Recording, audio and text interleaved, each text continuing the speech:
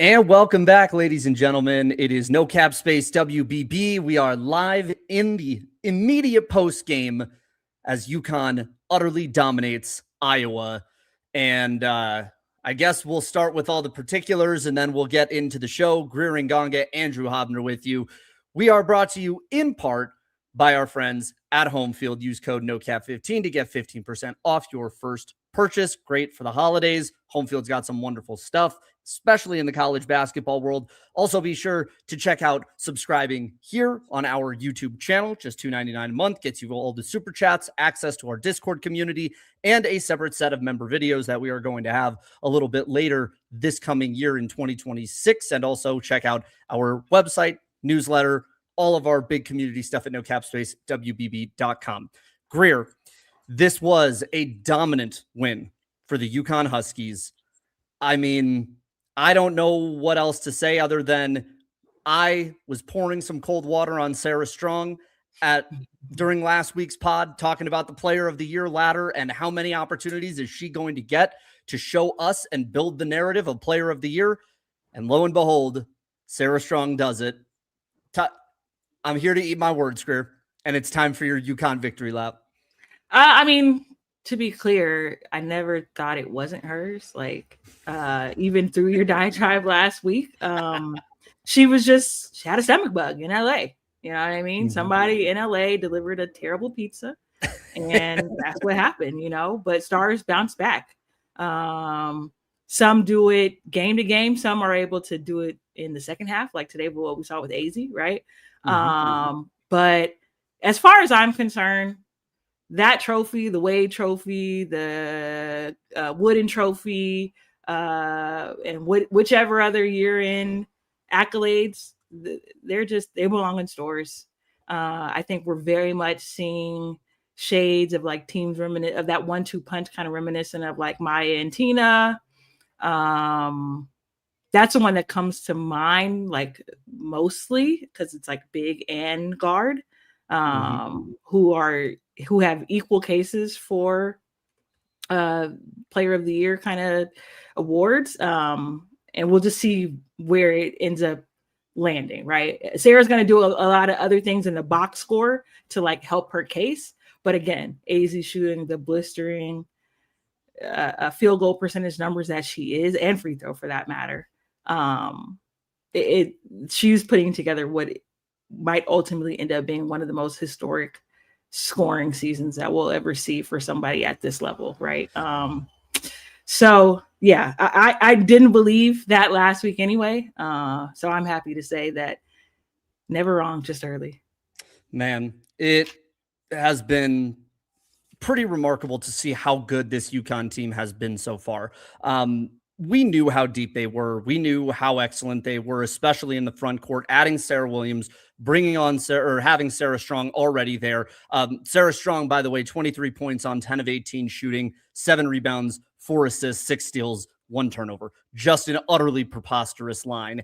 And on top of that, it has just been stunning to see how well KK Arnold has stepped up in the point guard position for UConn. They, in so many ways, needed somebody to be the connector that Paige Beckers was last year. Kaylee Heckel is good. We have seen it in limited minutes with her, but the game is still a little fast for her at times. Like, she just goes a little quick. She is on 10 at all times, which is very fun to watch for me. But I would imagine for Gino, when you're trying to keep things nice and contained, KK Arnold is the type of player that you want. And man, KK Arnold was just excellent today. If you get this version of her all the way through the rest of the season, you're already a hard team to beat, but it just becomes so much harder.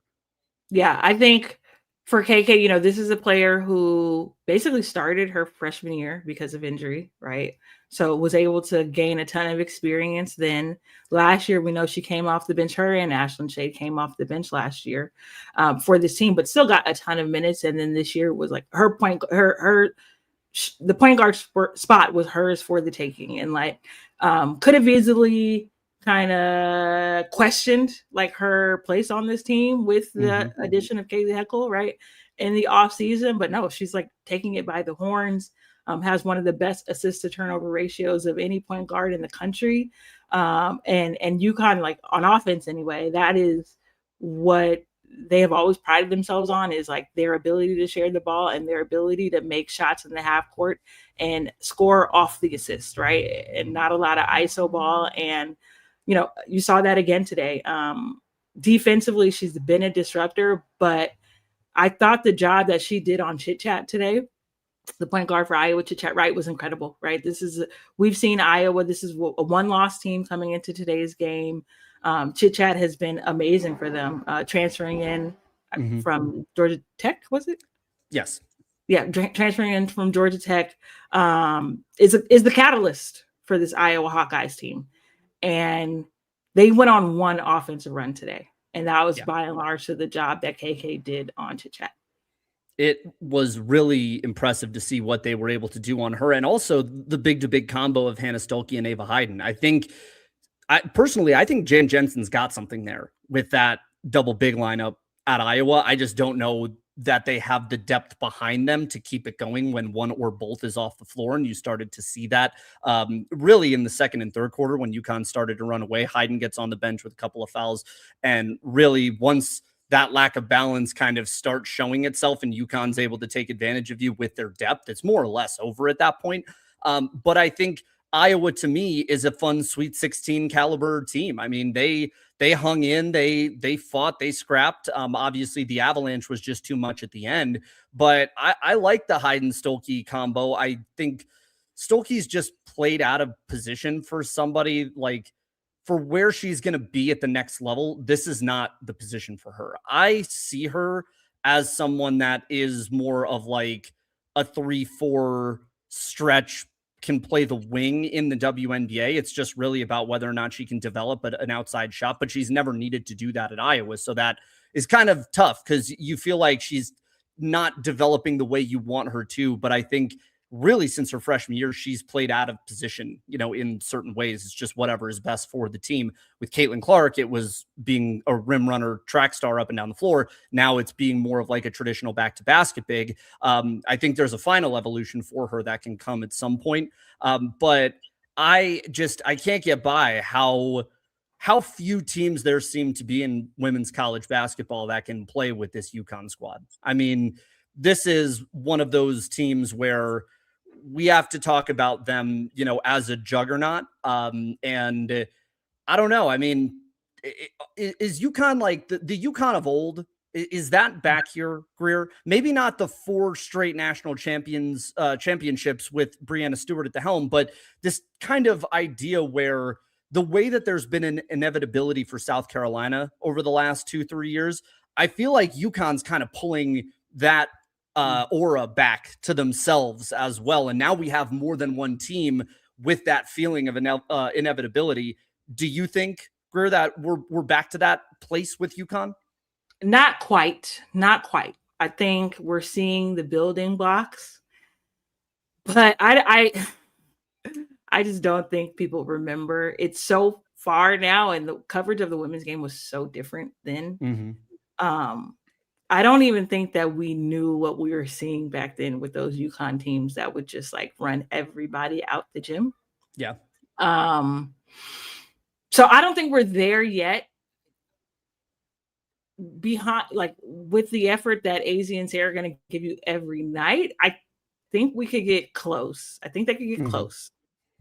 But those teams, man, like any of the previous, let's say, undefeated teams, and even like 2018, who went like loses one game in its national championship game. You know what I mean? Like, oof. I just don't think that they're there yet. I would actually love to explore that more on this channel with you guys and maybe some special guests as the season really gets rolling. We're only 10 or 11 games in, so you presume that they're going to play about 40. You know what I mean? So like let's check in around the halfway mark, right? Let's check in around the end of January and see what we're talking about. But it's definitely something that I want to examine. But eye test wise, it doesn't quite feel like that. Like those teams back then, I'm just talking about no lull, 40 minutes straight, pound, no lull, no today there were moments where Iowa could have, like, there are moments that Iowa can point to on film and say, like, I like we won did. that possession. We won that stretch. Yeah, for sure. Yeah. Back then, no, there was no hope. Yeah. There was no hope for the other teams. Yeah. And there were no runs. There none of that stuff came. Yeah. It was just complete and utter domination for 40 minutes. Actually, the domination started when they probably walked in the gym.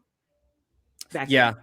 Well, back then it was like an event, like UConn showing up to your gym is an event. I think now probably like that team aura. I don't know if you can replicate that just in the media environment now, but I will say I feel like that was Sarah Strong. I am going to try and not be a prisoner of the moment because, we were around for college Asia Wilson. We were around for college Breanna Stewart. Like, there have been archetypes like Sarah Strong that have existed in the past. So I don't want to get caught up in the moment and say this is one of the best prospects I've ever seen.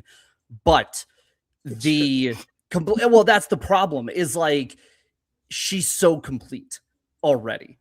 And while I'm not somebody who necessarily likes the idea of pushing, one singular player above all in the media discussion or one singular player in the awards discussion. And additionally, I don't like the one and done should be a thing in the WNBA because I just think physically there's just such a chasm that people really don't discuss enough. But right now, man, she is a player that by the time she gets WNBA eligible is going to be one of those generational ones. I mean, it's not just the ability to run the floor at her size. It's not just the ability to be able to keep that up for 40 minutes, to be able to shoot from three and go at all three levels. I think that the one thing that stands out is just her ability to pick her head up in doubles and pass. I mean, that court vision she has is actually outrageous. And to see the evolution of that from last year, where there is like this quiet confidence, I wouldn't even say there was a timidity in her game as a freshman, but I think just from a personal standpoint of understanding what it means to be a superstar at UConn, I think that probably was something that took some getting used to with respect to, what Sarah Strong's kind of background is. But it feels like now she's aware of it. She gets it. She's comfortable with it. And on the floor, you see that reflected to where, I mean, how do you guard Sarah Strong and Azzi Fudd? Never mind the litany of other shooters and players that you have on this roster, but those two players in particular, you're already having to crash 2 or 3 down onto Sarah Strong.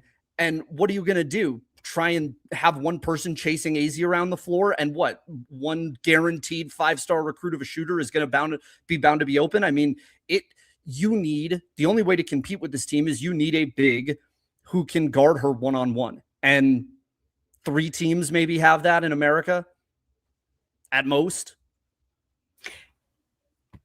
And she punishes bigger players, right? Yeah. With her speed and her agility and her versatility, right? She's also shot like, I think she took 9 threes today, made 3 of them. But she's a willing and able and very, very capable 3-point shooter too.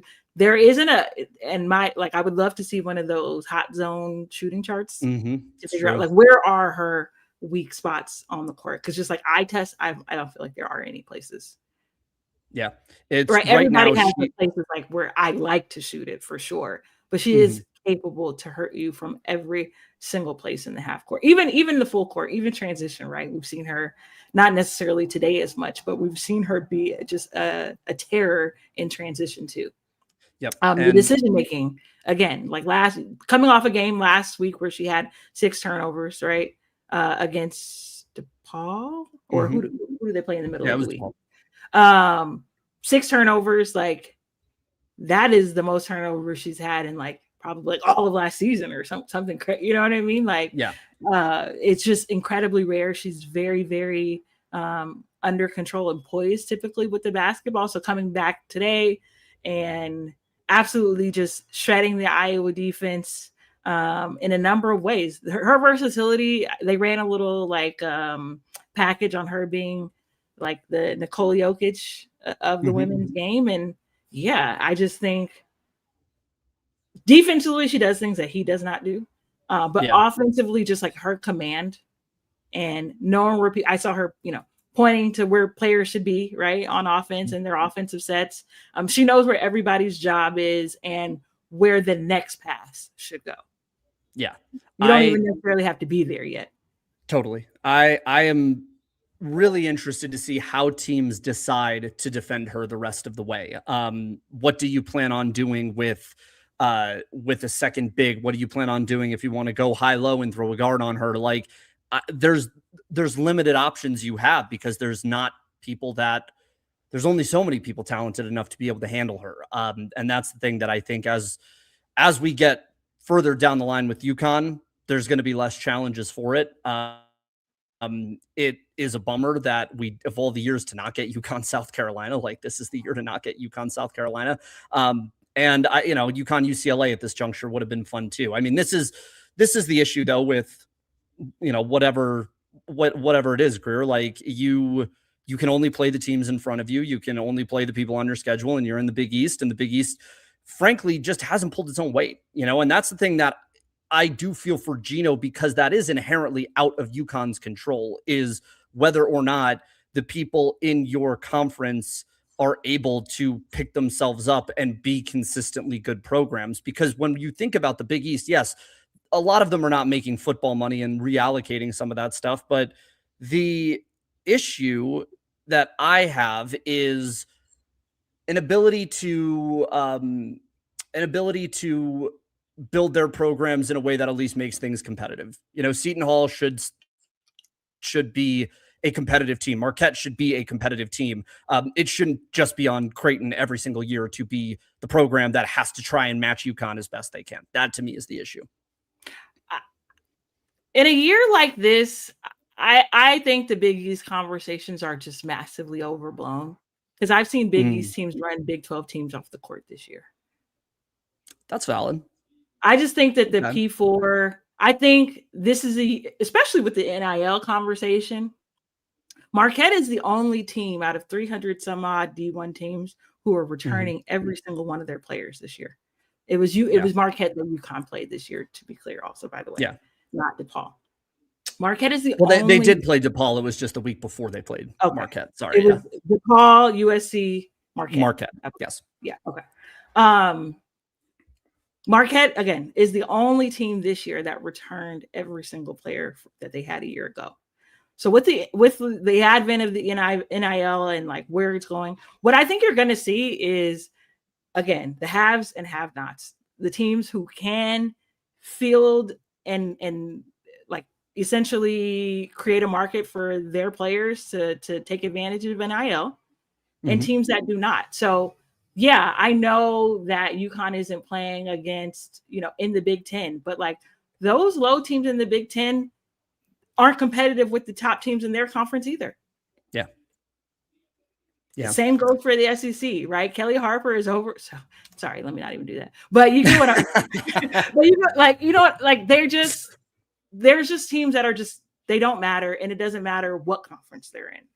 Yeah, that I will agree with you on. I think, again, it's not necessarily up to them at that point. So, and look, when you get the opportunities to play top teams, you run them off the floor. So like, it's not as though we're doing an exercise here where this is one of your run-of-the-mill mid-major teams. Like, I mean, USC and UCLA got to play Cal Poly this week.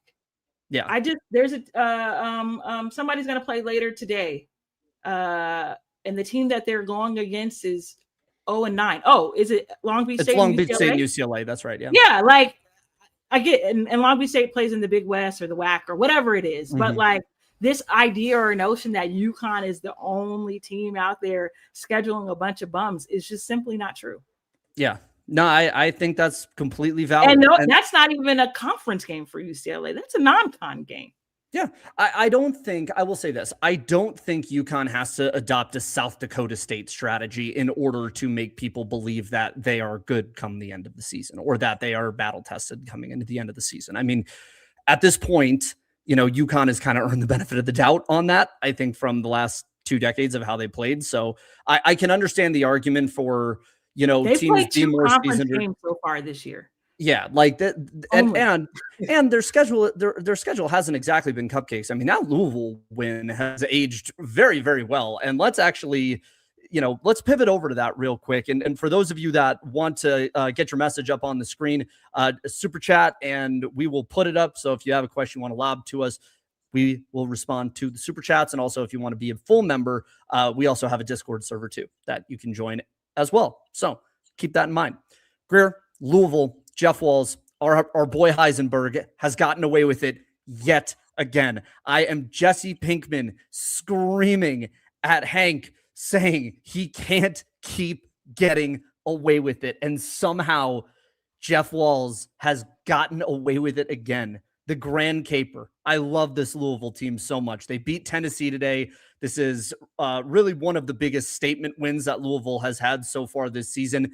They've had a couple of late game drops, one against South Carolina, and then they managed to beat North Carolina in overtime, 13-point loss to UConn and a 10-point loss to Kentucky. How good really is Louisville in your eyes? I think Tyler put in our chat earlier that he thinks that they are the team to come out of the ACC. And based on the performance I saw earlier this morning, I could believe it. I think that they are just a super, super solid team. Taj Roberts in her second year, I love the way that she commands the game. I love the audacity which she plays with. I thought Mac Randolph was excellent. Skylar Jones coming off the bench. Imari Berry was amazing today. And these were teams that were ranked 16 and 17 nationally. So this game should have been a lot closer than it was. And I thought the Cardinals played with an incredible amount of competitive fire. I think that they wanted to show that they could go into a neutral site, right? Which is that round of 16. We know that's what it's going to be, right? It's a neutral site game. Yep. And they wanted to go and show themselves against a team who was, equally ranked, but plays in a much tougher conference in the SEC, and absolutely mopped the floor with them. And that's what they did. I will say, and to none of their players are on, and I don't think they could be, but none of their players are on mock drafts or any of that kind of stuff, right? None. Nobody's talking about them for even ACC Player of the Year, much less in that All-American conversation, right? Yep. Not like what you have in Tennessee and the recruits and all. They don't have any. It's not that they don't have any of that, but they don't have all of what Tennessee had. They don't got the 2 Lambos. They don't got all that. And Agreed. It did not matter. They mopped the floor with them in Brooklyn this morning. Well, and that's the crazy thing for Tennessee on the one end. And we'll get to Kim Caldwell and the platoon lineups of it all in a minute. But Joe, shout out to Joe saying, I'm noticing Elif Istanbuloglu, who is one of the top players on this Louisville team alongside Laura Ziegler, who is the Danish transfer from St. Joe's.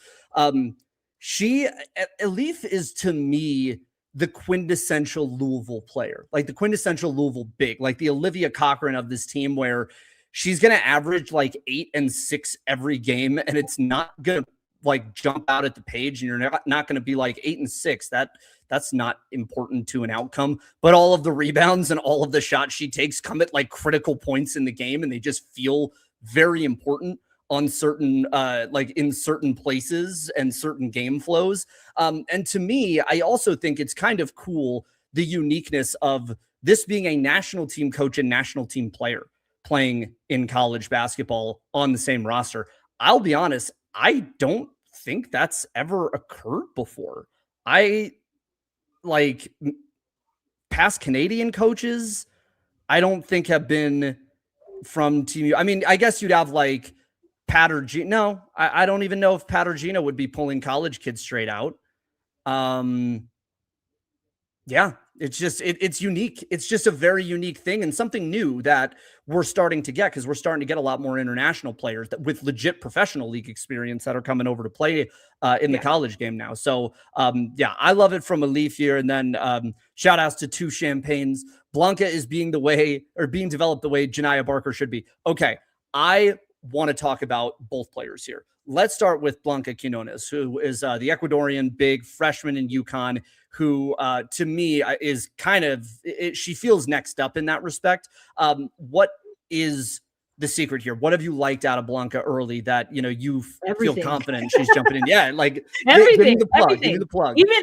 Even the quote unquote like mistakes, all of it, right? This is a player who's just like completely new to the American style of basketball, and by and large, like has not struggled, like has done just regular freshman things. But then she's also done things where it's like, oh, this is a player who is way ahead of where she should be currently.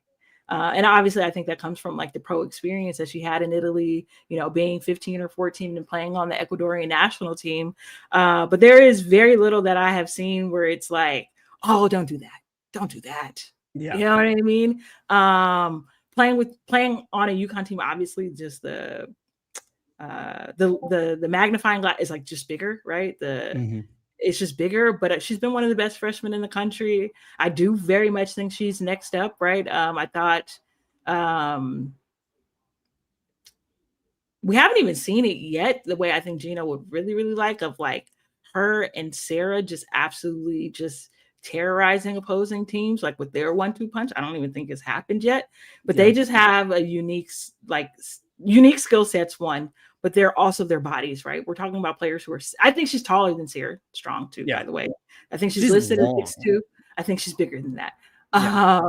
We have not seen just them just go to war yet together. And I think like that is a vision of like what's to come for them is like the 2-man just absolutely wreaking havoc. They get out in the passing lanes. They put them on the top of the defense oftentimes, right? And then it's off to the races, and it's a layup.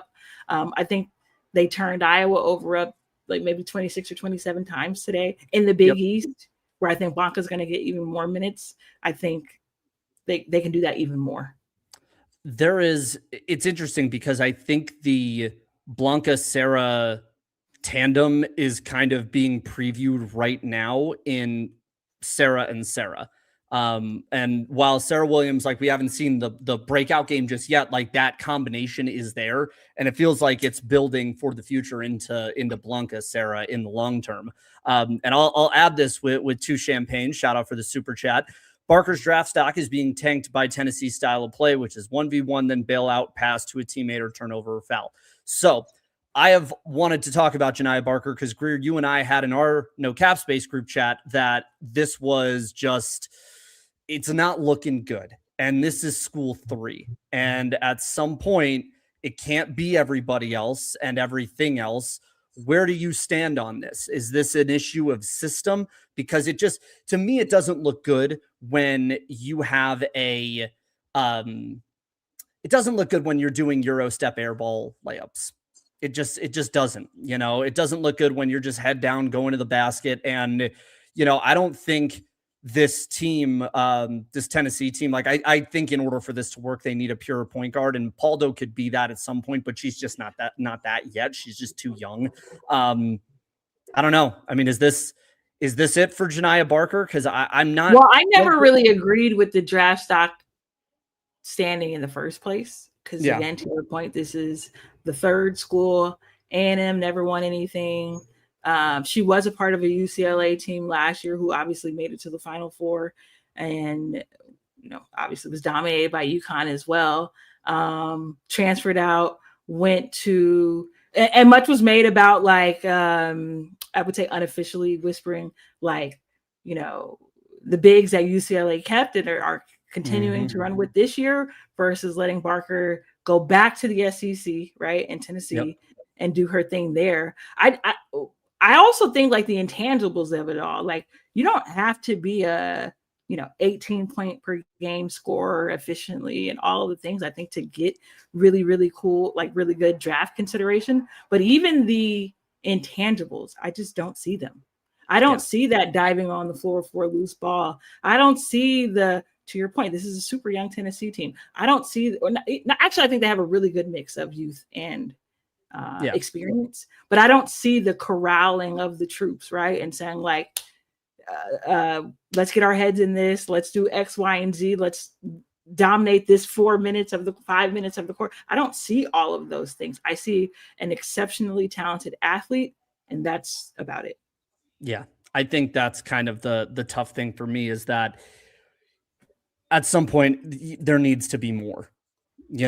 If you're going to be on WNBA draft boards, if you are going to be considered someone that teams should take a flyer on, to me, if you're not going to be doing the statistics, if you're not going to be basically filling the counting stats, I need to see something that tells me that you will be an effective player off of a deep WNBA rotation, because the people that stay in the league in the long term that might be athletic but might not be the best players, they're the people that bust their behinds to try and stay in the league, and it's only going to get harder. And there's just, to me, I don't even know if this is a Barker specific thing, because Tennessee today showed me some things that made me a little worried about like what the culture looks like in that building.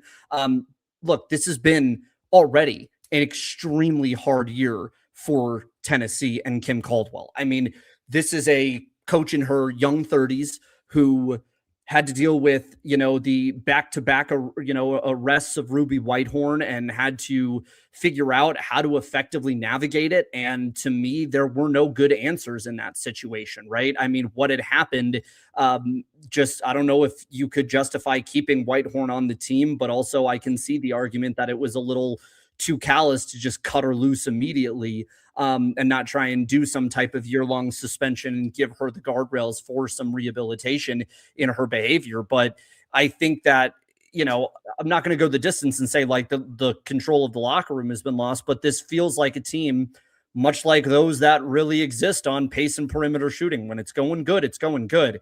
When it's not going well, like, you have to have a really strong culture to be able to navigate when it is not going well. And we already saw this in the WNBA with the Las Vegas Aces, right? I mean, there was a period of time this year where we were like, has Becky Hammon lost this locker room? Like, are the Aces going to break up? And the players were the ones to sit each other down and say, it is not going to go down like this. And what ends up happening, you end up having a run that leads to a title.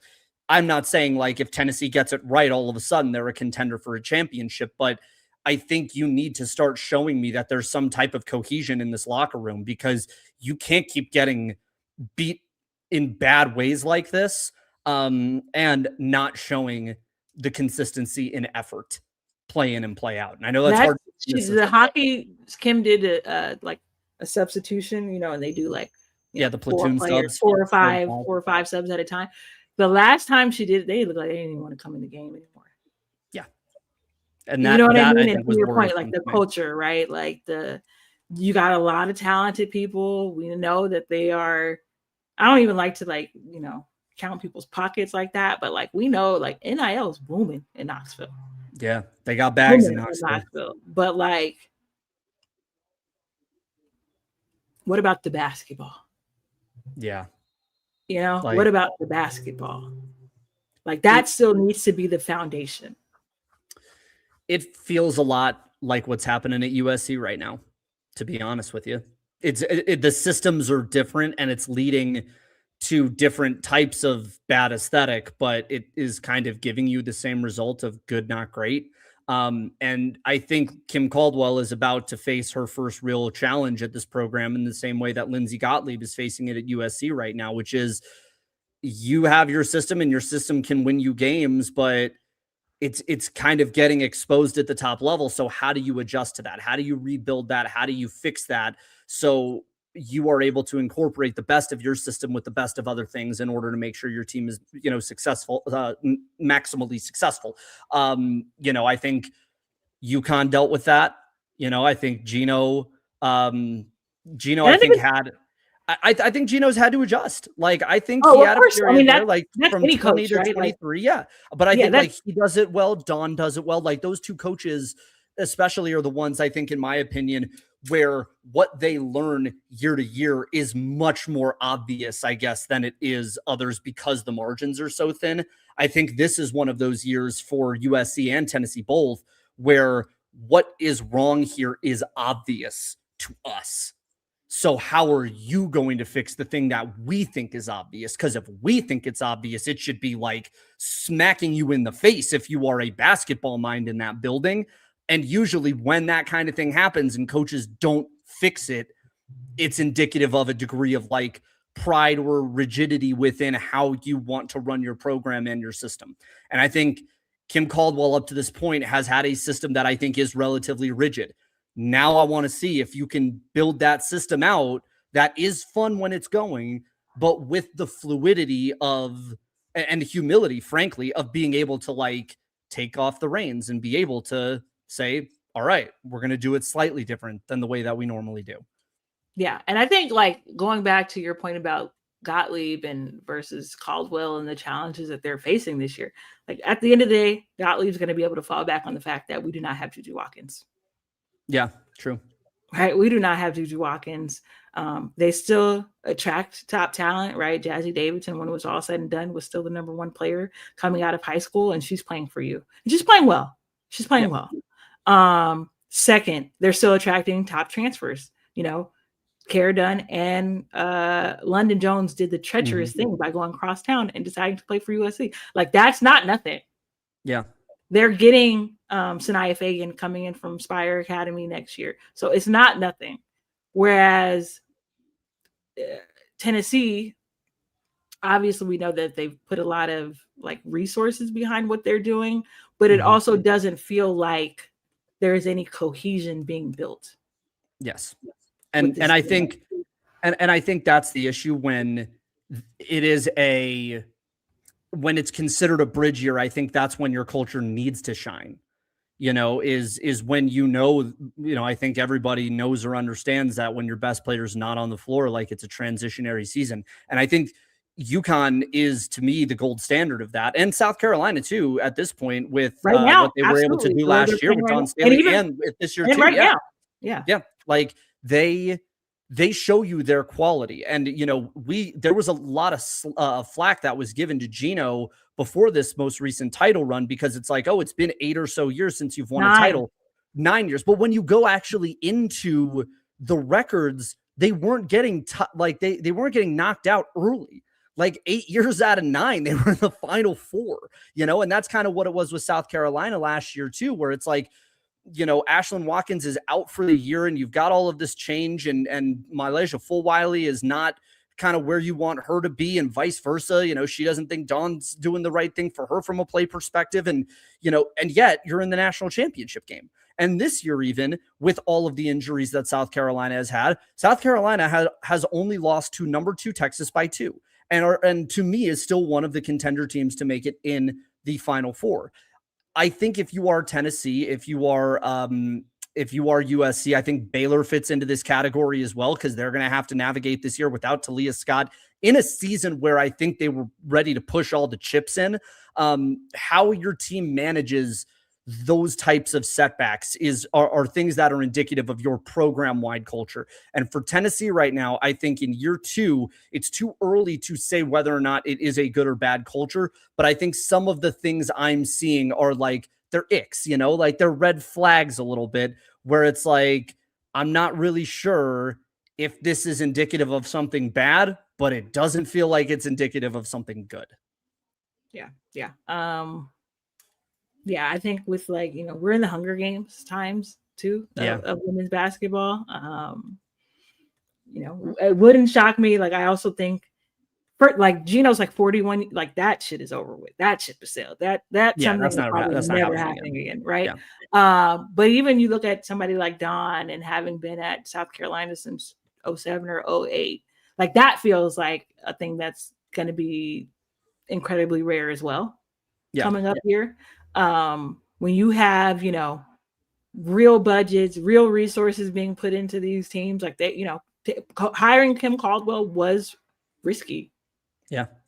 In year 1, got that massive dub against UConn, obviously got some really talented recruits, and again, are in the mix for some good ones too, coming up here. But that's still going to need to translate to wins and wins on big stages. They got blown out at UCLA, blown out here in Brooklyn today. Oof. What you have for them, home against Kentucky at the end of January, on the road at Ole Miss. They are at UConn February 1st, which could get wicked. But I mean, to me, I think if you're Kim Caldwell, in February, you see number 1, number 2, number 3, number 8, number 5, number 13. That is a gauntlet, man. Jesus. I mean, at UConn, at South Carolina versus Texas, at Oklahoma, at LSU versus Vanderbilt. So I think if you win one or even two of those, if you're Kim Caldwell, I think I will feel okay. I don't know if Lady Vol Nation will feel the same, but I think you're going to find out a lot about this Tennessee team in that month and in that 3-week span, because in that 3-week span, that was where Kelly Harper's Tennessee teams would usually go like 1-4 or maybe 0-5. And what has buoyed Kim Caldwell so far was beating UConn at home last year. You got to get another big one here if you want to just kind of continue to sell the vision of what you have. And I think that, but that's a gauntlet, man. 4 of the top 5 teams in like a week. And then Michaela Blake's like, whew, golly. Wouldn't be able to sleep. Wouldn't be able to sleep. Straight up. No, would not be able to sleep. There's the Kim Caldwell's going to have before and after pictures of like Barack Obama when he went into office and Barack Obama when he left in like 2012. And it's going to be like, just but not even, not weeks. even end of set, like beginning of second term to end of second term. It'd be like beginning of first term where he's like vibrant and youthful and like like going into second term. And you can already see the grays showing up. Like that'll be Kim after 2 weeks there, man. Whew, boy. Greer, any final thoughts before we wrap things up here on this glorious Saturday? Not a whole lot. Obviously, just continue to be impressed by UConn. Obviously, Iowa. Also, that decal in Brooklyn has got to go. I saw too many players slipping on that today. There's something wrong with it. It's slippery. Something's wrong with it. Take it off the court. I didn't like that one. That's my last thought. Wish it could have been a closer game. Hoping somebody can give UConn a fight like Michigan did before it's all said and done. But right now, it's not looking too good. Yeah. My final thought of the day, shout out to Princeton, 71-69 win over George Mason, who that they brought that solid A-10 team. No, but also they were down just like with like 20 something seconds in the fourth quarter. Oh, they came back and won. Yes. So, Ashley Shea hit a basket as time expired. Wow.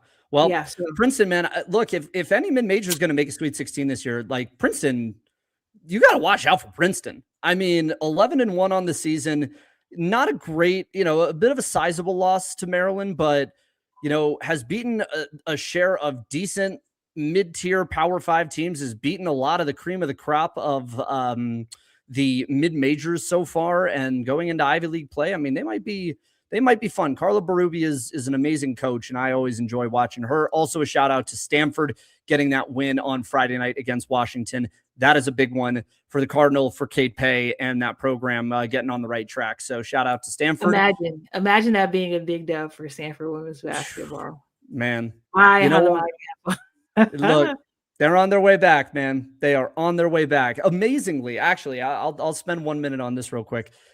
It is pretty amazing. Marissa and Jemmy, writing for the San Francisco Chronicle, wrote a fascinating story about how Stanford is not yet doing NIL or revenue share money yet.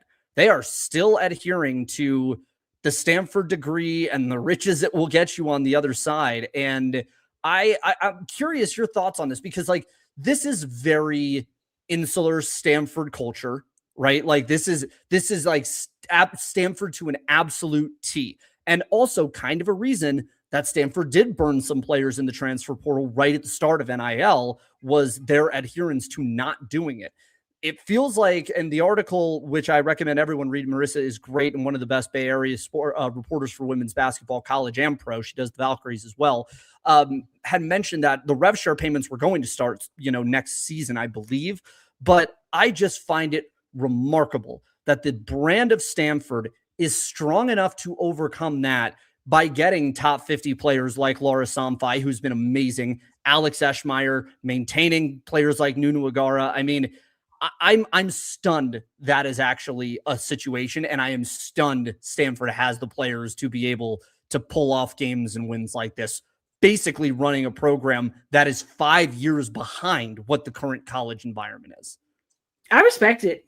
Listen, like I like it. I do think players should be able to eat off their name, image, and likeness. Like for far too long, coaches were able to get rich, universities were able to get rich, and there was just a certain class who was never able to participate in the upside.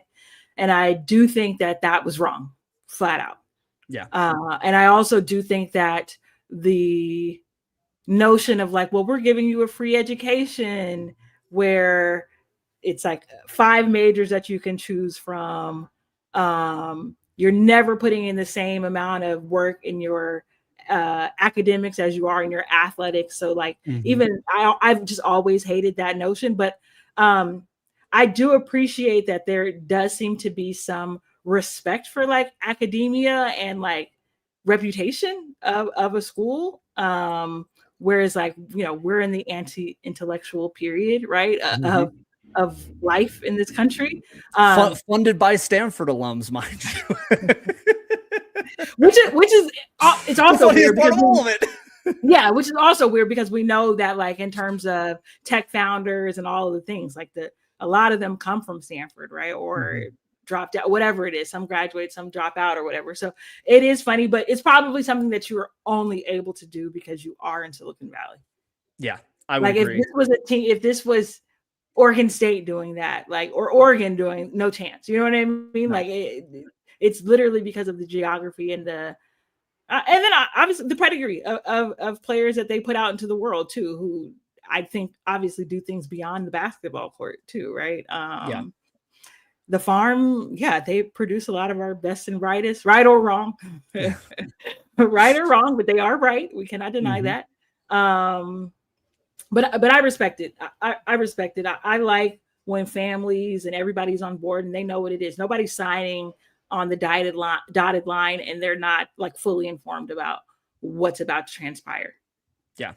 It's going to be interesting to see. I mean, if they manage to do this and make at least a second round this year, that base will be very, very good for Stanford and Cape. And they're well taken care of too, to be clear, for sure. Right? Like for sure. Stanford Athletics, right? They brought in Andrew Luck is the GM for the football team. For football, right? Yep. I've seen the TikToks of the dining halls for Stanford Athletic Dining. Amazing food options. I'm sure the facilities are also top tier as well. So they're well taken care of, but hold out as long as you can. Yeah.